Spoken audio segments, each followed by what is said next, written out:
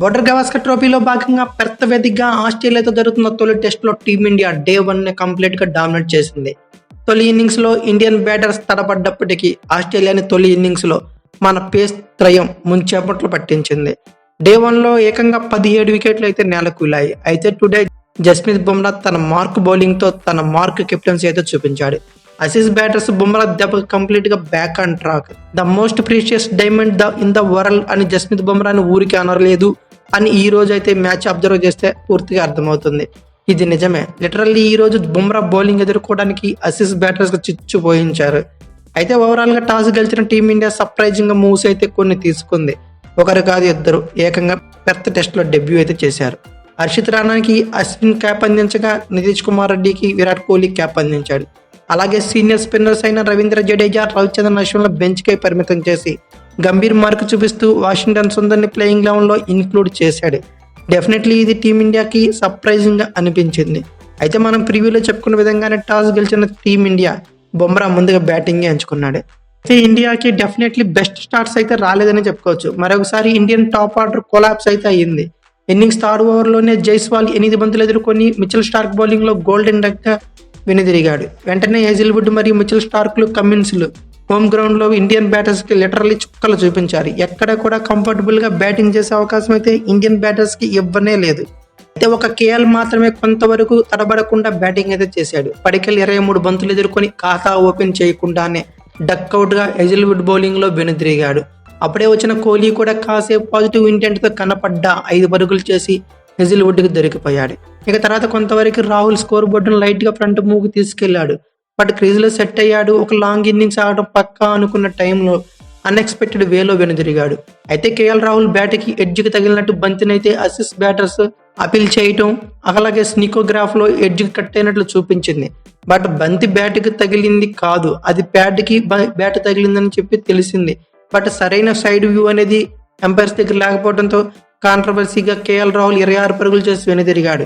అయితే specialist batter గా వచ్చిన ధ్రువ్ జురెల్ చాలా కంఫర్టబుల్ గా కాన్ఫిడెంట్ కనిపించాడు. కొన్ని లవ్లీ షాట్స్ తో రిథమ్ లో కనపడ్డాడు. అయితే అప్పుడే బౌలింగ్ వచ్చిన మీడియం పేసర్ మిచెల్ మార్ష్ టీమిండియాని కోలుకోలేని దెబ్బ తీశాడు. బ్యాక్ టు బ్యాక్ ఓవర్స్ లో 11 పరుగులు చేసిన ధ్రువ్ జురెల్ ని, అలాగే 4 పరుగులు చేసిన వాషింగ్టన్ సుందర్ని ఇద్దరిని అవుట్ చేశాడు. దీంతో టీమిండియా 73 పరుగులకే కీలకమైన 6 వికెట్లు కోల్పోయి పీకల్లోతో కష్టాల్లో అయితే పడింది. అదర్ ఎండ్ లో ఉన్న రిషబ్ పంత్ క్యాలిక్యులేటివ్ బ్యాటింగ్ అయితే చేశాడు. తొలి నుండి చాలా కంఫర్టబుల్ గా ఒక పాజిటివ్ ఇంటెంట్ తో, అలాగే ఇన్నోవేటివ్ షాట్ తో దంచి కొట్టాడు.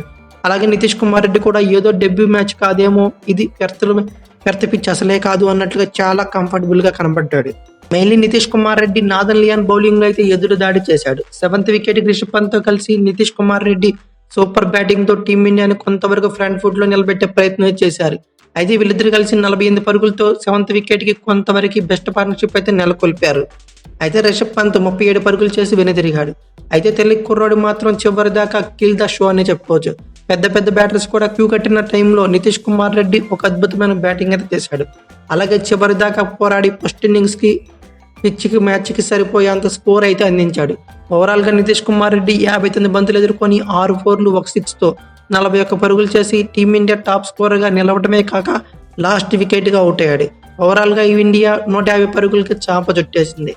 ఆస్ట్రేలియాలో పెర్త్ పిచ్చి, అది హోమ్ కండిషన్స్ యూజ్ చేసుకున్న ఆస్ట్రేలియా పేసర్స్ టీమిండియా బ్యాట్స్మెన్స్ కి చుక్కలే చూపించారు. ఎక్కడ కూడా ఇండియన్ బ్యాటర్స్ ని క్రీజ్ లో సెట్ అవ్వకుండా, పరుగులే చేయనీయకుండా కట్టుదిట్టంగా బౌలింగ్ చేశారు. అయితే హేజిల్వుడ్ 29 పరుగులు ఇచ్చి 4 వికెట్లు తీస్తే మిచెల్ స్టార్క్ 14 పరుగులు ఇచ్చి 2 వికెట్లు పడగొట్టాడు. అలాగే కెప్టెన్ కమిన్స్ కొద్దిగా ఎక్స్పెన్సివ్ గా ప్రూవ్ అయినప్పటికీ 2 వికెట్లు అయితే పడగొట్టాడు. కెప్టెన్ కమిన్స్ 67 పరుగులు ఇచ్చి 2 వికెట్లు పడగొట్టాడు.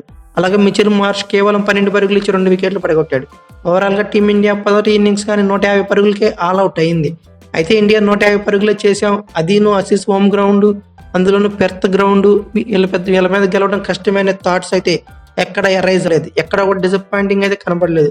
తొలి బంతి నుండి ఆసీస్ కి చుక్కలు చూపించింది మన పేస్ యూనిట్. మళ్ళీ బుమ్రా అయితే ఆసీస్ బ్యాటర్స్ కి చుక్కలే చూపించాడు. లిటరల్లీ చిచ్చు పోయించాడని చెప్పుకోవచ్చు.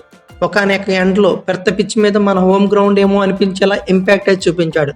అసలు ఇలాంటి కంబ్యాక్ అయితే ఎవరు ఎక్స్పెక్ట్ చేసి కూడా ఉండరు.